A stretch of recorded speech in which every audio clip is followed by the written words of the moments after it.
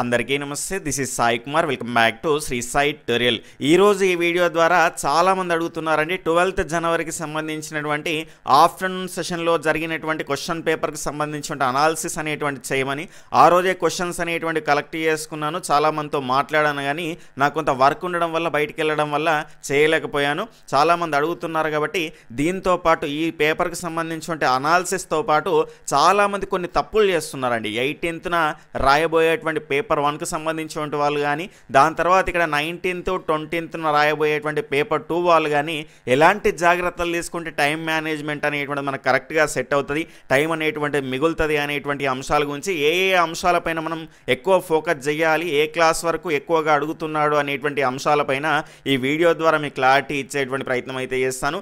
ఈ వీడియో అనేటువంటిది ఖచ్చితంగా మీకు ఉపయోగకరంగా ఉంటుంది. మీకు కూడా అట్నే అనిపిస్తే కనుక వీడియోని చూస్తున్నటువంటి ప్రతి ఒక్కరు కూడా తప్పకుండా లైక్ చేసేటువంటి ప్రయత్నం అయితే చేయండి. కొత్తగా చూస్తున్న వాళ్ళు ఎవరైనా ఉంటే ఇలాంటి క్వాలిటీ కంటెంట్ అంతా కూడా మీరు డిఎస్సి అయిపోయే వరకు పొందాలి అనుకుంటే ఈ వీడియో క్రింద ఉన్నటువంటి సబ్స్క్రైబ్ బటన్ని క్లిక్ చేసుకొని పక్కన ఉన్నటువంటి all notification bell icon click చేస్తే నేను చేసేటువంటి ప్రతి వీడియో కూడా మీకు నోటిఫికేషన్ రూపంలోకి వచ్చేస్తుంది. అదేవిధంగా డిఎస్సికి ఉపయోగపడేటువంటి చాలా ముఖ్యమైనటువంటి కరెంట్ అఫైర్స్, అదేవిధంగా చాలా ముఖ్యమైనటువంటి ఫ్రీ పీడిఎఫ్స్ అన్ని కూడా రెగ్యులర్గా మన గ్రూప్స్లో మీకు షేర్ చేస్తూ ఉంటాను. కాబట్టి ఇంకా ఎవరైనా మన వాట్సాప్ గ్రూప్లో జాయిన్ అవ్వని వాళ్ళు ఉంటే ఈ వీడియో యొక్క కామెంట్ సెక్షన్లో మొదటి మెసేజ్గా నేను పిన్ చేసి పెడతాను.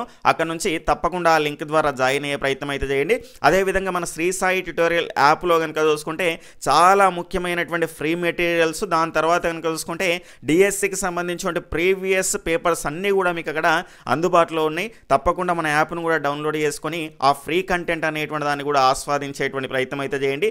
రెగ్యులర్గా జరుగుతున్నటువంటి ఎగ్జామ్స్లో చాలా ప్రశ్నలు అనేటువంటివి ఆ ఫ్రీ మెటీరియల్ నుంచి వస్తున్నాయి కాబట్టి తప్పకుండా వాటిని యూటిలైజ్ చేసుకునేటువంటి ప్రయత్నం అయితే చేయండి. ఇక లేట్ చేయకుండా మన యొక్క టాపిక్లోకి అయితే వెళ్ళిపోదాం.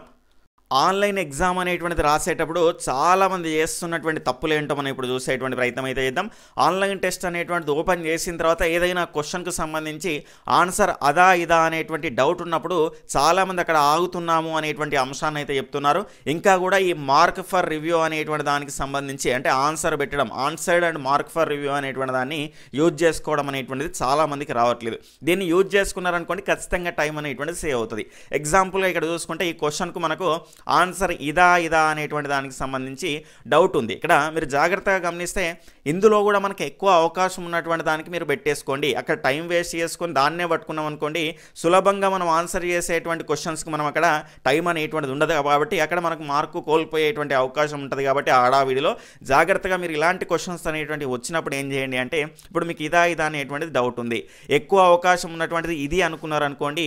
ఎగ్జాంపుల్గా చెప్తున్నాను, ఇక్కడ క్లిక్ చేసుకోండి. క్లిక్ చేసుకున్న తర్వాత మార్క్ ఫర్ రివ్యూ అండి నెక్స్ట్ కొట్టేయండి. ఈ రకంగా పడ్డది. ఒకవేళ మీకు టైం ఉన్నదనుకోండి, ఈ క్వశ్చన్ పేపర్ అంతా చేసిన తర్వాత మీకు ఒక అవగాహన అనేటువంటిది ఏర్పడుతుంది కాబట్టి అప్పుడు ఏదైనా మార్చుకోవాలి అనుకుంటే కనుక మళ్ళీ దీని మీద క్లిక్ చేసుకొని ఆ క్వశ్చన్ వస్తుంది డైరెక్ట్గా ఇట్లా ఇదైతే ఇది మీ ఇష్టం, ఏది కావాలంటే అది అక్కడ మార్చుకోవచ్చు. ఈ రెండింటి మీదనే ఉంటుంది కదా మీ ఫోకస్ అనేటువంటిది. కాబట్టి ఖచ్చితంగా మార్చుకోవాలి అంటే మార్చుకోవచ్చు టైం ఉంటే. ఒకవేళ లేకపోయింది అనుకోండి, ఆ mark for review and answered ఇక్కడ కనిపించాలండి, ఇక్కడ కాదు. ఈ అంశాన్ని గుర్తుపెట్టుకోండి.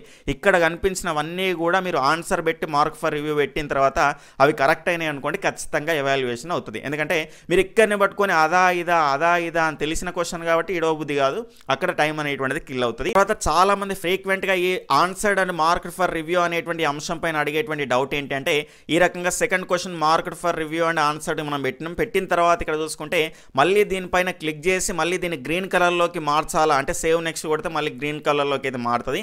అట్లా మార్చాలని అడుగుతున్నారు. అవసరం లేదండి, క్లియర్గా అక్కడ మనకు మెన్షన్ చేసిండు answered and marked for review will also be evaluated అనేటువంటి అంశాన్ని మనకు క్లియర్గా ఇవ్వడం జరిగింది. ఇంకా మీరు దీని గురించి సందేహపడాల్సినటువంటి అవసరం లేదు. ఇక్కడ మార్క్డ్ ఫర్ రివ్యూలో ఉండొద్దు, దాని తర్వాత నాట్ ఆన్సర్లో ఉండొద్దు మన క్వశ్చన్స్ అన్ని కూడా. ఇక్కడ నాట్ విజిటెడ్లో ఉండొద్దు. ఇక్కడ కంప్లీట్గా మనకు గ్రీన్ కలర్లో ఉన్నటువంటివి, దాని తర్వాత ఆన్సర్డ్ అండ్ మార్క్డ్ ఫర్ రివ్యూలో ఉన్నటువంటివి అన్నీ కూడా మీరు పెట్టిన ఆన్సర్లు కరెక్ట్ అయితే కనుక మీకు మార్క్ యాడ్ అనేటువంటి అనేటువంటిది అవుతుంది.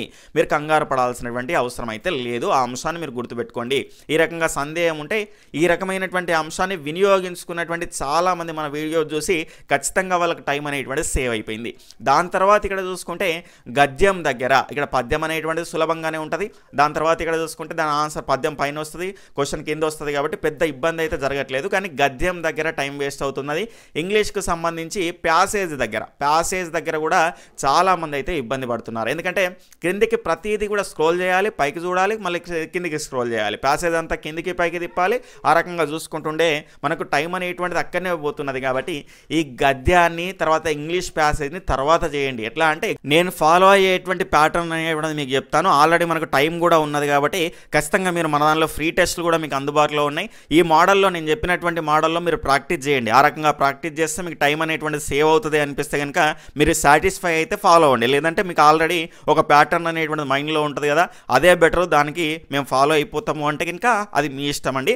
నేనైతే ఏమంటున్నానంటే ఖచ్చితంగా నేను చెప్పేటువంటి ప్యాటర్న్ మీకు ఉపయోగపడుతుంది అనిపిస్తేనే యూజ్ చేసుకోండి. లేదంటే మళ్ళీ కొత్తగా ఒక ఆడికి పోయి మీరు ఇబ్బంది పడే ప్రయత్నం అయితే చేయకండి. నచ్చితే ఫాలో అయ్యే ప్రయత్నం అయితే చేయండి. ఇక్కడ నెక్స్ట్ చూసుకుంటే నేను చేసేటువంటి అంటే నేను ఎగ్జామ్ పేపర్ని ఎట్లా అటెంప్ట్ చేస్తానంటే ఇక్కడ మనకు టెట్ పరంగా చూసుకుంటే తెలుగుని ముందు అటెంప్ట్ చేసేవాడిని. దాని తర్వాత గద్యాన్ని మినహాయించి ఈ అంశాన్ని మీరు గుర్తుపెట్టుకోండి. ఎందుకంటే గద్యం దగ్గర ఆగితే మనం అక్కడ స్ట్రక్ అయిపోతాం. మిగిలినటువంటి సులభంగా డైరెక్ట్గా ఆన్సర్ చేసే వాటిని మనము అక్కడ టైం అనేటువంటిది ఎక్కువగా మిగలకపోవచ్చు. కాబట్టి తెలుగులో డైరెక్ట్గా మనం ఆన్సర్ చేసేటువంటి తెలుగు మెథడాలజీకి సంబంధించిన క్వశ్చన్స్ అన్నిటికీ ఆన్సర్ చేసిన తర్వాత అందులో కూడా ఏవైనా సందేహం ఉన్నాయనుకోండి, అదా ఇదా అని మనం ఇంతకుముందు నేను చెప్పినట్టు దానికి కూడా ఎక్కువ అవకాశం ఉన్నటువంటి దానికి ఆప్షన్ అనేటువంటిది పెట్టేసి ఇక్కడ మార్క్ ఫర్ రివ్యూ అనేటువంటిది పెట్టేవాడిని. దాని తర్వాత కనుక చూసుకుంటే తెలుగు అయిపోయిన తర్వాత ఈవీఎస్లోకి వచ్చేవాడిని. ఈవీఎస్ అనేటువంటిది కంప్లీట్ చేసుకున్న తర్వాత నెక్స్ట్ సైకాలజీలోకి వెళ్ళేవాడిని. ఇక్కడ ఎందులోనైనా కూడా ఇవి చేసేటప్పుడు మనకు కొంత అదా ఇదా అని సందేహం ఉన్నటువంటి దానిలో కనుక చూసుకుంటే ఎక్కువ ఇప్పుడు 2 ఆప్షన్లో మనకు ఈ ఇబ్బంది అనేటువంటిది వస్తుంది. మిగిలిన 2 ఆప్షన్లు మనం ఎలిమినేట్ చేసి పడేస్తాం. ఇక్కడ చూసుకుంటే ఇందులో 50-50 కంటే ఎక్కువ అవకాశం ఉన్నది ఖచ్చితంగా అనిపిస్తుంది. ఒకటి 50 అనుకుంటే ఇంకోటి 50 అనుకుంటాం. కాబట్టి అట్లా కాకుండా మనకు ఖచ్చితంగా మనకి ఇక్కడ 60-40 అవకాశం ఉన్నటువంటి అంశాలు కూడా ఉంటాయి. ఎక్కువ అవకాశం ఉన్నదాన్ని పెట్టుకొని మార్క్ ఫర్ రివ్యూ అనేటువంటిది పెట్టుకునేవాడిని. కాబట్టి అప్పుడు నాకు అక్కడ టైం అనేటువంటిది ఎక్కువ వేస్ట్ అయ్యేటువంటి అవకాశం అనేటువంటిది ఉండకపోయేది. ఎందుకంటే ఈ రకంగా పెట్టుకోవడం ద్వారా సులభంగా ఉన్నటువంటి అంశాలన్నింటినీ కూడా ఒక రౌండ్ వేయడం ద్వారా నాకు అక్కడ అవి కవర్ అయిపోయాయి. దాని తర్వాత మనకు ఆ మిగిలినటువంటి టైంను ఇలాంటి వాటి ఏమైనా డౌట్ క్లియర్ చేసుకోవడానికి కానీ, దాని తర్వాత మనకు ఈ గద్యానికి ఆన్సర్ చేయడం కానీ, దాని తర్వాత నెక్స్ట్ ఇంగ్లీష్ ప్యాసేజ్ అనేటువంటి చేయడం కానీ అప్పుడు నేను ఆ మిగిలినటువంటి సమయాన్ని యూజ్ చేసుకునేవాడిని. ఇక్కడ అర్థమైంది అనుకుంటున్నాను. ముందు తెలుగు అనేటువంటిది చేసిన, గద్యాన్ని మినహాయించి, దాని తర్వాత ఈవీఎస్ అనేటువంటిది కంప్లీట్ చేసిన, దాని తర్వాత నెక్స్ట్ సైకాలజీ అనేటువంటిది కంప్లీట్ చేసిన, ఇక ఇంగ్లీషు మ్యాథ్స్ అనేటువంటిది మనకు పెండింగ్లో ఉన్నది. అయితే వీటికి వెళ్ళడానికంటే ముందే ఈ గద్యాన్ని క్లియర్ చేసుకుంటోని దాని తర్వాత ఇక్కడ చూసుకుంటే మిగిలినటువంటి ఇప్పుడు ఇంగ్లీష్ అనేటువంటిది ఉన్నది కదా, ఈ ఇంగ్లీష్లో కూడా డైరెక్ట్గా మనకు ఆన్సర్స్ అనేటువంటి ప్యాసేజ్ అనేటువంటిది ఇక్కడ కూడా పక్కకు పెట్టేవాడిని. ప్యాసేజ్ అనేటువంటిది పక్కకు పెట్టేసుకొని మిగిలినటువంటి డైరెక్ట్గా ఆన్సర్ చేయగలిగేటువంటి క్వశ్చన్స్కు ఆన్సర్ చేసేవాడిని. చేసేసిన తర్వాత మనకు నాది మ్యాథ్స్ బ్యాక్గ్రౌండ్ అయినా కూడా నేను ముందు ఇంగ్లీష్ కంటే ముందు మ్యాథ్స్ చేయకపోయేవాడిని. ఎందుకంటే 1-2 క్వశ్చన్స్ రాకపోయినా మనకు చేయాలనిపిస్తుంది కాబట్టి అక్కడ స్ట్రక్ అయిపోతాం. కాబట్టి చివరాకర్లో నేను మ్యాథ్స్ అనేటువంటిది చేసేవాడిని. ఇక్కడ మనకు ఇంకేం పెండింగ్ ఉన్నది, ఇంగ్లీష్ ప్యాసేజ్ అనేటువంటిది పెండింగ్లో ఉన్నది. మ్యాథ్స్ అనేటువంటి దాన్ని కంప్లీట్ చేసేటువంటి సందర్భంలో మనకి ఇక్కడ కూడా 1-2 క్వశ్చన్లు లేదంటే 3 క్వశ్చన్లు ఇబ్బంది పెట్టే క్వశ్చన్స్ అనేటువంటివి ఉంటాయి. వాటిని నేను ఏం చేస్తున్నాను అంటే ఈ రకంగా మార్క్ ఫర్ రివ్యూ పెట్టేదాన్ని పక్కకు పెట్టేవాడిని. మిగిలినవన్నీ కూడా సులభంగా చేయగలిగేటువంటివి చేసేవాడిని. చేసిన తర్వాత ఇంగ్లీష్ ప్యాసేజ్ దగ్గరికి వచ్చేసి ఆ ప్యాసేజ్ కంప్లీట్ చేసిన తర్వాత ఈ మిగిలినటువంటి 3-4 క్వశ్చన్స్ ఉంటాయి కదా, అవి కూడా కంప్లీట్ చేసేవాడిని. కంప్లీట్ చేసిన తర్వాత ఈ రకంగా మనకు ఒక రౌండ్ అనేటువంటిది క్లియర్గా అయిపోయింది. ఖచ్చితంగా ఈ రకంగా ఫాలో అయితే మీకు టైం అనేటువంటిది అక్కడ సేవ్ అవుతుంది. అది పేపర్ 1 వాళ్ళైనా పేపర్ 2 వాళ్ళైనా ఈ రకమైనటువంటి ప్యాటర్న్ అనేటువంటిది మీరు ఫాలో అయితే ఆ మిగిలినటువంటి టైంని కనుక చూసుకుంటే ఈ ఇంగ్లీష్ ప్యాసేజ్ అనేటువంటిది కంప్లీట్ చేసిన తర్వాత కొన్నింటిని మనకు అదా ఇదా అనేటువంటి సందేహం ఉన్నది కదా, వాటిని చూసుకున్న తర్వాత ఒకవేళ మనకు క్లారిటీ వస్తేనే వాటిని నేను చూసేవాడిని. మనకు టైం ఉన్నది అనిపిస్తే ఇంకో 30 నిమిషాల టైం ఉన్నది అనుకోండి, టెట్కి అయితే నాకైతే 40 నిమిషాల టైం అనేటువంటిది మిగిలిందని. డిఎస్సి కనుక చూసుకుంటే నాకు 20 నిమిషాల టైం అనేటువంటిది మిగిలింది. మళ్ళీ ఒకసారి రీచెక్ అనేటువంటిది అన్నీ కూడా నేను చేసుకున్నా. గతానికి సంబంధించినటువంటి అంశాన్ని మనం ఇప్పుడు చెప్పుకుంటున్నాం. అంటే ఇదే ఫాలో అవ్వమని నేను చెప్పట్లేదు. మీరు కూడా మనకు టైం అనేటువంటిది ఉన్నది. అది పేపర్ 2 వాళ్ళైనా పేపర్ 2 వాళ్ళకైతే 19th 20th ఎగ్జామ్ ఉన్నది. అదేవిధంగా పేపర్ 1 వాళ్ళు అయితే కనుక చూసుకుంటే మనకు 18th అయితే ఎగ్జామ్ అనేటువంటిది ఉన్నది. పేపర్ 1 వాళ్ళకైతే మోడల్ టెస్ట్ మన దానిలో అందుబాటులో ఉన్నది. పేపర్ 2 వాళ్ళైతే మీరు కూడా ఆన్లైన్ టెస్ట్ అనేటువంటిది ఓపెన్ చేసి అంటే ఈ రకంగా ఫాలో అవుతా అని ముందే ఒకసారి మీరు ఆ ప్యాటర్న్ అనేటువంటిది క్లియర్గా చేసుకునేటువంటి ప్రయత్నం అయితే చేయండి. ఆ రకంగా చేసుకుంటే కనుక మీకు ఖచ్చితంగా టైం అనేటువంటి దానిలో ఇబ్బంది అనేటువంటిది ఉండదు. టైం అనేటువంటిది మీకు కరెక్ట్గా మేనేజ్ చేసుకోవడానికి అవకాశం అనేటువంటిది ఉంటుంది. కాబట్టి ముందే ఒక ప్యాటర్న్ అనుకొని వెళ్ళే ప్రయత్నం అయితే చేయండి. దాని తర్వాత ఇంకొంతమంది అడిగినటువంటి డౌట్ ఏంటంటే ఈ గ్రీన్ కలర్లో పెట్టినాం కదా, మళ్ళీ ఏదైనా చేంజ్ చేసుకోవాలంటే చేంజ్ చేసుకోవచ్చా అంటున్నారు. చేంజ్ చేసుకోవచ్చు అండి, ఏదాన్నైనా ఎప్పుడైనా చేంజ్ చేసుకోవచ్చు. కానీ ఇక ప్రతిసారి మనం చేంజ్ చేసుకుంటూ కూర్చుంటే ఆ పుణ్యకాలం అంతా దానికే పోతుంది. కాబట్టి అంత మనకు అవసరం అయితే ఉండకపోవచ్చు. ఒకవేళ మీకు అవసరము అనుకుంటే ఏదైనా బై మిస్టేక్లో పెట్టిన అనుకుంటే చేంజ్ చేసుకోవచ్చు, ఏది ఎప్పుడైనా చేంజ్ చేసుకోవచ్చు. ఇక సబ్మిట్ గురించి అడుగుతున్నారండి. ఖచ్చితంగా ఈ సబ్మిట్ అనేటువంటి దానికి సంబంధించి మీరు ఎగ్జామ్ అయ్యేటువంటి సందర్భంలో ఖచ్చితంగా మీరు సబ్మిట్ అనేటువంటిది క్లిక్ చేయాల్సినటువంటి అవసరం అనేటువంటిది ఉండదు. ఒకవేళ మీరు చేయకపోయినా కూడా అక్కడ మనకు ఖచ్చితంగా మనకు ఆటోమేటిక్గా సబ్మిట్ అనేటువంటిది అయిపోతుంది. ఇన్విజిలేటర్లు కూడా మీకు చెప్తారు. మీరు కంగారు పడాల్సినటువంటి అవసరం అనేటువంటిది లేదు. ఆ అంశాన్ని గుర్తుపెట్టుకోండి. దీని విషయంలో కూడా చాలామంది అడుగుతున్నారు, మాకు టైం అయిపోయింది, మేము చూడలేదు సార్, సబ్మిట్ అయిందేమో మాకు తెలియదు అది అని చాలామంది ఇబ్బంది పడుతున్నారు. ఇబ్బంది పడాల్సిన అవసరం లేదు. ఆటో సబ్మిట్ అవుతుంది. మీరు పెట్టిన వరకు పెట్టినవన్నీ కూడా ఒకవేళ టైం అయిపోయింది అనుకోండి మీరు చూసుకోకుండా, ఇక టైం అనేటువంటిది కూడా చూసుకుంటూ ఉండాలి. మిగిలినటువంటి టైం అనేటువంటిది మనకి ఇక్కడ కనిపిస్తుంది. కాబట్టి ఎంత మిగిలిందో ఉంటుంది, ఎంత అయిపోయిందో కాదు, ఎంత మిగిలిందో మనకు ఆ టైం ఉంటుంది. 5 నిమిషాలున్నదా 10 నిమిషాలున్నదా చూసుకుంటూ ఉండేటువంటి ప్రయత్నం అయితే చేయండి. మీకు 20-30 నిమిషాలు కనుక మిగిలిందనుకోండి, ఖచ్చితంగా ఆ పని ఏం చేయండి అంటే మీరు అన్నిటికీ ఆన్సర్ చేసిండ్రా, ఒక్కొక్క సెక్షన్ వైజ్గా మనకు వస్తుంది కాబట్టి అన్నిటికీ ఆన్సర్ చేసిండ్రా లేదా అనేటువంటి అంశాన్ని చూసుకోండి. ఇక టైం లేదు అనుకుంటే 10 నిమిషాలు లేదంటే 20 నిమిషాలు ఉన్నదంటే ముందు ఏం చేయండి అంటే ఖచ్చితంగా ఆన్సర్స్ ఏవైనా చేయకుండా రెడ్ కలర్లో ఉంటే తప్పకుండా ఏదో ఒక ఆన్సర్ పెట్టండి. దాని తర్వాత మొత్తంగా ఉంటే మనకు గ్రీన్ కలర్లో ఉండాలి, లేదంటే ఈ రకంగా వైలెట్ కలర్లో ఉండి దీని దగ్గర గ్రీన్ కలర్ ఉంది కదా ఇట్లా ఉండాలి. వేరే కలర్స్ ఏవి కూడా ఉండద్దు. అలా ఉంటే మీరు పెట్టిన గంట కరెక్ట్ ఆన్సర్లు అయితే కనుక ఖచ్చితంగా మీకు ఎవాల్యుయేషన్ ఇవ్వడం చేస్తారు. ఈ mark for review and answer దానికి మీరు కంగారు పడాల్సినటువంటి అవసరం అయితే లేదు. ఈ రకంగా జాగ్రత్తగా మీరు ఎగ్జామ్ని అటెంప్ట్ చేసే ప్రయత్నం అయితే చేయండి. ఇప్పుడు ప్రజెంట్ కనుక చూసుకుంటే మనకు మొన్న జరిగినటువంటి పేపర్ 2 సోషల్ స్టడీస్కి సంబంధించిన ప్రశ్నలు ఎట్లా వచ్చినాయి, ఏ ఏరియాస్ పైన ఎక్కువ ఫోకస్ చేసిండు, పేపర్ 1 వాళ్ళు ఏం చదవాలి, ఎక్కువ ఏ క్లాస్ వరకు చదవాలి, పేపర్ 2 వాళ్ళు ఏ క్లాస్ వరకు ఫోకస్ చేయాలి అనేటువంటి అంశాలను తెలుసుకుందాం. ఇక 12th జనవరి ఆఫ్టర్నూన్ సెషన్లో వచ్చినటువంటి ప్రశ్నలు ఏ రకంగా ఉన్నాయి, ఓవరాల్గా క్వశ్చన్ పేపర్ ఏ రకంగా ఉన్నది అని మాట్లాడుకుంటే సులభంగా లేదు, మరీ కష్టంగా లేదు, యావరేజ్గా పేపర్ అనేటువంటిది ఉన్నది అనేటువంటి అంశాన్ని అయితే అబ్బడలు అయితే చెప్పడం జరిగింది. దాని తర్వాత తెలుగు పరంగా చూసుకుంటే ఎక్కువగా 8th వరకు కవర్ చేస్తూ 9th 10thలో ఉన్నటువంటి అంశాలపైన కూడా మనకు ప్రశ్నలు అనేటువంటివి అయితే వస్తున్నాయి. ఖచ్చితంగా మీరు 8th వరకు ప్రతి అంశాన్ని చదవాలి. పేపర్ 1 వాళ్ళు అయితే కనుక ఒకవేళ 9th 10th మీరు గతంలో చదువు ఉంటే కనుక పేపర్ 1 వాళ్ళు అయితే చదవండి. పేపర్ 2 వాళ్ళు అయితే ఖచ్చితంగా 9th 10th పైన కూడా మీరు ఫోకస్ చేయాలి. పేపర్ 1 వాళ్ళు మేము 8th వరకే చదివినాము, 9th 10th చదవాలంటే కొత్తగా అయితే చదవకండి. గతంలో చదివి ఉంటే గ్రామర్కు సంబంధించిన అంశాలు కొన్ని ముఖ్యమైనటువంటి అంశాలను ఫాస్ట్గా రివిజన్ చేసుకునే ప్రయత్నం అయితే చేయండి.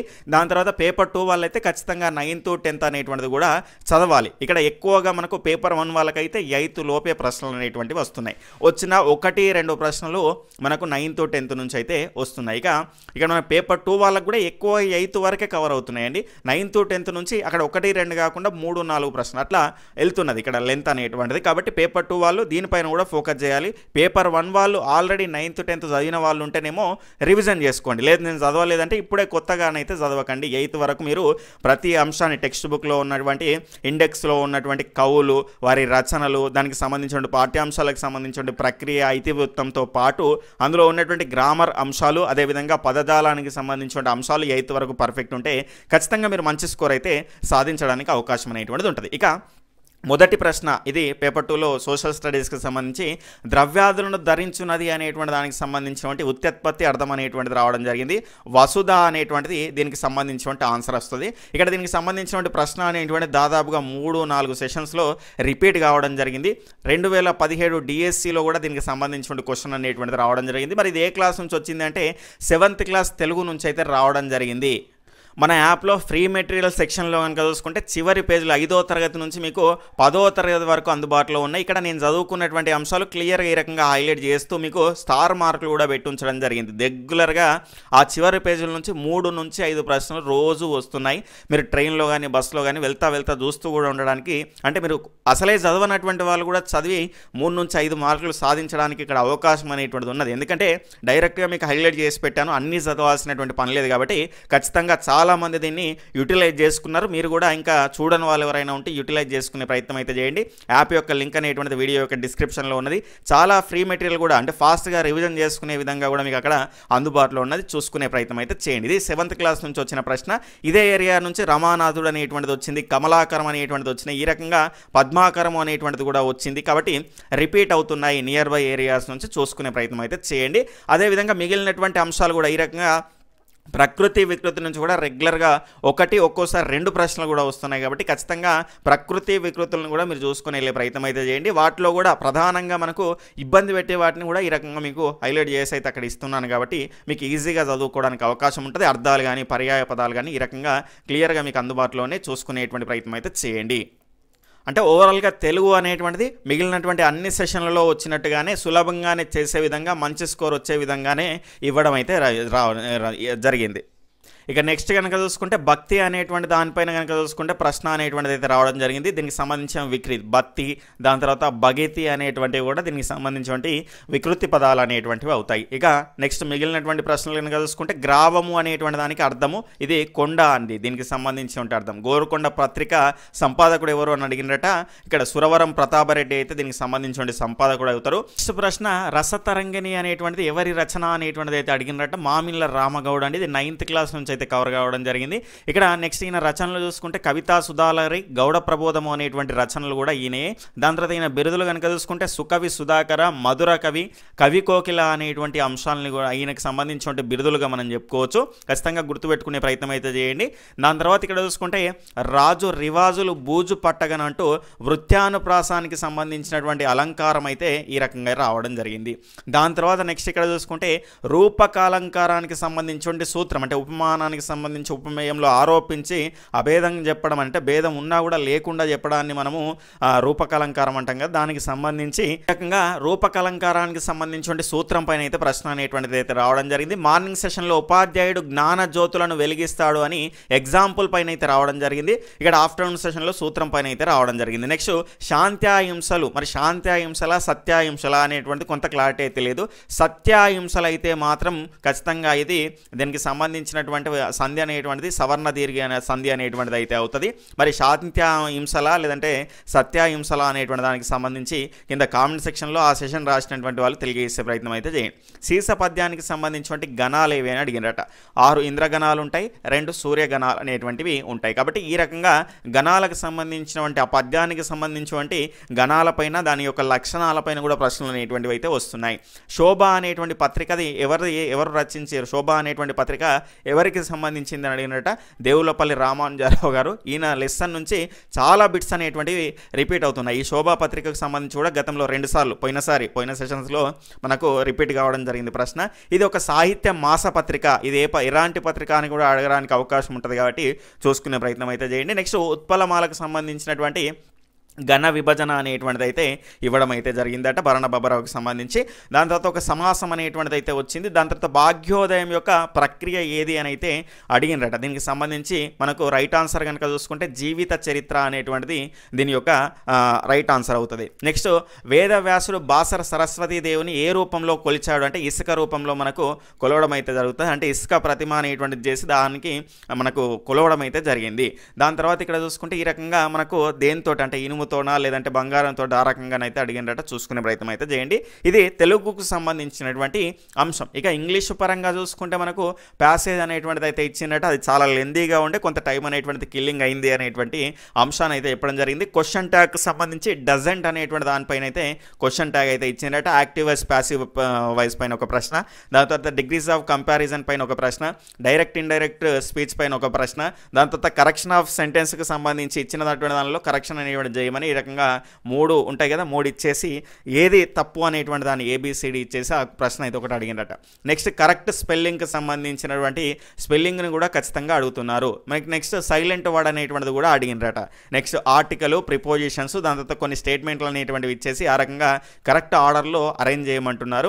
రెగ్యులర్గా జనరల్గా మనకు ఇంగ్లీష్కి సంబంధించిన ప్రశ్నలు అనేటువంటివి అయితే వస్తున్నాయి. కొంత అవగాహన ఇంగ్లీష్ పైన సబ్జెక్ట్ నాలెడ్జ్ ఉన్నటువంటి వాళ్ళు సులభంగా ఆన్సర్ చేయొచ్చు అంట. నెక్స్ట్ ఇక మెథడాలజీ పరంగా చూసుకుంటే రీడింగ్ నుంచి అయితే ప్రశ్న అనేటువంటిది రావడం జరిగిందట. రెగ్యులర్గా LSRW అనేటువంటి అంశాలపైన రెగ్యులర్గా ఫోకస్ చేస్తున్నాడు. భాషా నైపుణ్యాలు తెలుగు అయినా ఇంగ్లీష్ అయినా ఖచ్చితంగా వాటిని చూసుకొని వెళ్ళేటువంటి ప్రయత్నం అయితే చేయండి. ఒక్కోసారి 2-3 ప్రశ్నలు కూడా వస్తున్నటువంటి సందర్భాన్ని అయితే మనం చూస్తున్నాం. దాని తర్వాత లక్ష్యాలు, ఉద్దేశాలు, స్పష్టీకరణలు వీటి నుంచి కూడా తెలుగులో, అదేవిధంగా మిగిలినటువంటి మ్యాథ్స్ అయితేనేమో మ్యాథ్స్, సైన్స్ మెథడాలజీ, మిగిలినటువంటి పేపర్ 1 వాళ్ళు అయితేనేమో ఖచ్చితంగా మీకు సంబంధించిన మ్యాథ్స్ మెథడాలజీ అయితేనేమి, ఈవీఎస్కి సంబంధించిన మెథడాలజీ అయితేనేమి ఖచ్చితంగా లక్ష్యాలు, స్పష్టీకరణలు, ఉద్దేశాలు, ఆ 3 రంగాలు మానసిక చలనాత్మక రంగము, జ్ఞానాత్మక రంగము, భావావేశ రంగం వీటన్నింటిపైన మీరు ఫోకస్ చేయాల్సినటువంటి అవసరం అయితే ఉంటుంది. దాంతోపాటు విద్యా ప్రమాణాల మీద, దాని తర్వాత రెగ్యులర్గా TLM పైన ప్రశ్నలు అనేటువంటివి వస్తున్నాయి.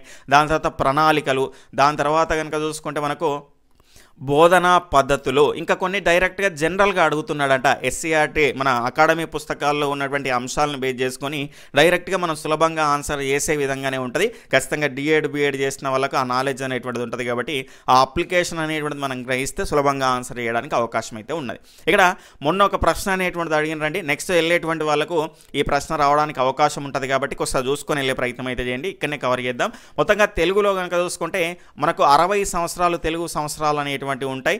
అందులో భాగంగా మనకు మొదటిది కనుక చూసుకుంటే ప్రభావ, చివరిది వచ్చేసి మనకు 60వది అక్షయ. అయితే మొన్న అడిగిన ప్రశ్న ఏంటంటే శోభకృత నామ సంవత్సరం తర్వాత వచ్చేటువంటి సంవత్సరం ఏది అని అయితే అడిగినరట. ఇక్కడ ప్రజెంట్ ఇప్పుడు రన్ అవుతున్నది ఏంటి అంటే క్రోధి నామ సంవత్సరం. దీన్ని ఈ రకంగా కరెంట్ అఫైర్స్కి లింక్ చేసుకొని తెలుగులో ప్రశ్న అనేటువంటిది ఇచ్చిండ్రు కాబట్టి జాగ్రత్తగా నేర్చుకోండి. క్రోధి నామ సంవత్సరం 2024 ఉగాది నుంచి అయితే స్టార్ట్ కావడం జరిగింది. ఇది ఎప్పటి వరకు ఉంటుందంటే ఈ 2025 ఉగాదితో ఇది ఎండ్ అవుతుంది. మరి ఇక్కడ 2025 ఉగాదితో మొదలయ్యే సంవత్సరం ఏది అంటే విశ్వావసునామ సంవత్సరం అనేటువంటిది స్టార్ట్ అవుతుంది. అది ఎప్పటి వరకు ఉంటుంది సార్ అంటే 2026 ఉగాది వరకు, అంటే ఉగాదితో ఎండ్ అవుతుంది. దాని తర్వాత 2026లో మనకు ఉగాది రోజున స్టార్ట్ అయ్యేటువంటి సంవత్సరం ఏది అంటే పరాభవనామ సంవత్సరం. కాబట్టి డిఎస్సికైనా నెక్స్ట్ టెట్ రాసేటువంటి వాళ్ళైనా ఈ అంశాలని ఖచ్చితంగా మీరు గుర్తుపెట్టుకునే ప్రయత్నం అయితే చేయండి. ఈ రకంగా కూడా ప్రశ్నలు అనేటువంటివి అయితే అడుగుతున్నారు. ఇక సైకాలజీ పరంగా చూసుకుంటే అప్లికేషన్ అనేటువంటిది ఖచ్చితంగా ఉంటున్నది. 2-3 లైన్లతో మనకు క్వశ్చన్ అనేటువంటిది ఉంటుంది. ఒక 3-4 క్వశ్చన్స్ అనేటువంటి స్టేట్మెంట్ క్వశ్చన్స్ అనేటువంటివి అయితే వస్తున్నాయట. ఇక్కడ టైం అనేటువంటిది ఖచ్చితంగా మనము 1కి 2 సార్లు చదివేంత టైం అనేటువంటిది మనకు ఉండదు. కాబట్టి జాగ్రత్తగా ఒక్కసారి చదివేటప్పుడు క్లియర్గా యాక్యురసీగా చదివి మీరు ఆన్సర్ పెట్టే ప్రయత్నం అయితే చేయండి. ఈ అంశాన్ని మీరు గుర్తుపెట్టుకోండి. టైం మేనేజ్మెంట్ అనేటువంటిది కూడా చాలా కీలకమైనటువంటిది. నువ్వు ఎన్ని సంవత్సరాలు చదివినవా అన్నది అక్కడ ముఖ్యం కాదు. మీరు రాసేటువంటి అక్కడ 2.5 గంటల ఎగ్జామ్ అనేటువంటిది మనం ఏ రకంగా రాసాము అన్న దాన్ని బట్టే టెట్లో స్కోర్ అయినా లేదంటే మనకు డిఎస్సిలో జాబ్ అయినా రావడం అనేటువంటిది డిసైడ్ అవుతుంది. కాబట్టి టైం మేనేజ్మెంట్ అనేటువంటిది చాలా కీలకం. అది ఎట్లొస్తుంది అంటే టెస్ట్లో ప్రాక్టీస్ చేస్తే ఖచ్చితంగా మీకు అది అలవాటు అవుతుంది. ఇక్కడ నెక్స్ట్ చూసుకుంటే 4 క్వశ్చన్స్ అనేటువంటివి స్టేట్మెంట్ క్వశ్చన్స్ అయితే వచ్చినాయట. రిపీటెడ్గా మనకు ఎక్స్పెక్ట్ చేసినటువంటి ఏరియాసే కార్ల్ రోజర్కి సంబంధించిన 3వ దశ నుంచి, తార్నడైక్ సిద్ధాంతం నుంచి, కోల్బర్గ్ నైతిక వికాస సిద్ధాంతం, వికాస నియమాలు, వికాస దశలు, అభ్యసన బదలాయింపు, అవరోధాలు, NCF 2005కి సంబంధించి రిలేటెడ్గా ఒక ప్రశ్న అడిగిందట. NCF 2005తో పాటు RPWD 2016 పైన కూడా ఒక ప్రశ్న అనేటువంటిది వచ్చింది అన్నారు. ఈ రకమైనటువంటి RPWD 2016 అనేటువంటిది రెగ్యులర్గా రిపీట్ అవుతున్నది. చూసుకొని వెళ్ళండి నెక్స్ట్ వెళ్ళేటువంటి వాళ్ళు కూడా. రెగ్యులర్గా అంశాలు మనం ఎక్స్పెక్ట్ చేసినటువంటి వికాస నియమాలు, దశలు, పెరుగుదల, పరిపక్వత, వికాసము, పియాజే, ఎరిక్సన్, కోల్బర్గ్, దాని తర్వాత ఇలాంటి అంశాల నుంచి రెగ్యులర్గా అవరోధాలు, బదలాయింపు వీటిపైనే వస్తున్నాయి. కానీ అప్లికేషన్ ఉంటుంది. 3-4 లైన్లు ఉంటాయి, కొన్ని స్టేట్మెంట్లు కూడా ఉంటాయి. వాటిని ఎదుర్కోవడానికి సిద్ధంగా మీ మైండ్ని రెడీ చేసుకొని వెళ్ళే ప్రయత్నం అయితే చేయండి. అవి ఈజీగా అంటే సబ్జెక్టు అవగాహన ఉన్నటువంటి వాళ్ళు సులభంగానే పెట్టచ్చు, కానీ అప్లికేషన్ అనేటువంటిది ఉంటుంది. మరి కంగారు పడాల్సినటువంటి అవసరం అయితే లేదు. సోషల్ గురించి మాట్లాడుకుంటే మొన్న 12 జనవరి రోజున జరిగినటువంటి ఆఫ్టర్నూన్ సెషన్లో జరిగినటువంటి పేపర్లో కనుక చూసుకుంటే పేపర్ 2లో వచ్చినటువంటి ప్రశ్నలు ఎట్లున్నాయో చూద్దాం. ఎక్కువ కనుక చూసుకుంటే 9th నుంచి ఫోకస్ చేయడం జరిగింది. అంటే 9th 10th నుంచి పేపర్ 2 వాళ్ళకి ఎక్కువ ప్రశ్నలు అనేటువంటివి అయితే వస్తున్నాయి. ఆ అంశాన్ని మీరు గుర్తుపెట్టుకునే ప్రయత్నం అయితే చేయండి. కొన్నింటికి కనుక చూసుకుంటే ఇంటర్మీడియట్ వరకు కూడా వెళ్తున్నాడు, ఈ రకంగానైతే ఉన్నది ప్రశ్నల సరళి అనేటువంటిది. మొన్న జరిగినటువంటి దానిలో 1-2 క్వశ్చన్స్ అనేటువంటివి ఇంటర్మీడియట్ వరకు కూడా వెళ్ళడం జరిగింది. ఇందులో భాగంగా మొదటి ప్రశ్న చూసుకుంటే ఫోన్ పవనాలు ఎక్కడ వీస్తాయి అని అయితే అడిగిందట. ఇది ఉష్ణ పవనం అండి, ఉష్ణ స్థానిక పవనం. ఇది యూరప్లో వీస్తుందండి. ఆల్ఫ్ పర్వతాల యొక్క ఉత్తర వాళ్ళ మీదుగా వీయడం అనేటువంటిది అయితే జరుగుతుంది. దాని తర్వాత ఈ పవనాలు వీయడం వల్ల మంచు అనేటువంటిది కరిగి అక్కడ ఆహ్లాదకరమైనటువంటి వాతావరణం కూడా ఏర్పడుతుంది. దానివల్ల ఇక్కడ చూసుకుంటే ద్రాక్ష పండ్లు కూడా త్వరగా పండడానికి మనకు అక్కడ అవకాశం అనేటువంటిది ఉంటుంది. కాబట్టి ఈ పవనాలు ఆ రకంగా ఉపయోగపడతాయి. కాబట్టి ఆ అంశాలను కూడా చూసుకోండి. మిగిలినటువంటి చినుక్ కానీ, దాని తర్వాత లూ కానీ, శీతల పవనాలు అయినటువంటి మిస్ట్రాలు, దాని తర్వాత ప్యూనా, పాంపెరా, ఇవి కూడా మీరు చూసుకునే ప్రయత్నం అయితే చేయండి. నెక్స్ట్ ఇక మిగిలినటువంటి క్వశ్చన్స్ పైన అంటే ఏది పర్ఫెక్ట్గా వచ్చిందని వాళ్ళు కూడా చెప్పలేరు కాబట్టి ఒకసారి క్వశ్చన్స్ ఎట్లున్నాయో చూసే ప్రయత్నం అయితే చేద్దాం. ఆ ఏరియాస్ని మీరు ఒకసారి చూసుకోవడానికి అవకాశం అయితే ఉంటుంది. ఆరావళికి సంబంధించినటువంటి పర్వతాలు దక్కన్ పీఠభూమికి ఎటువైపు ఉంటాయి అని అడిగినట. దాని తర్వాత గట్టి కల్పనిచ్చేటువంటి వృక్షాలు ఎక్కడ పెరుగుతాయి అని అడవులకు సంబంధించినటువంటి అంశం. జనసాంద్రత తక్కువ ప్రాంతం ఉన్నటువంటి రాష్ట్రము, కేంద్రపాలిత ప్రాంతము వరుసగా అంటూ మనకి ఈ రకంగా ఇవ్వడం అయితే జరిగిందట. క్లియర్గా చూసుకోండి. జనసాంద్రతకు సంబంధించినటువంటి అంశం కూడా మనకు 8th క్లాస్లో కవర్ అవుతుంది.